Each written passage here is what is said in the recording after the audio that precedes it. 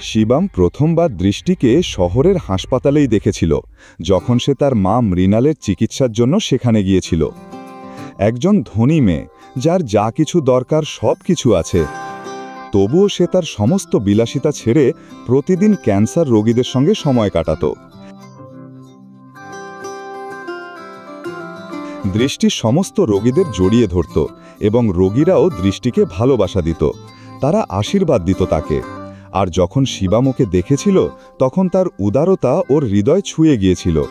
সেই মুহূর্তেই শিবাম তার হৃদয় দিয়ে ফেলেছিল দৃষ্টিকে। কে জানত, ভাগ্য একদিন সত্যিই তাদের একসাথে নিয়ে আসবে।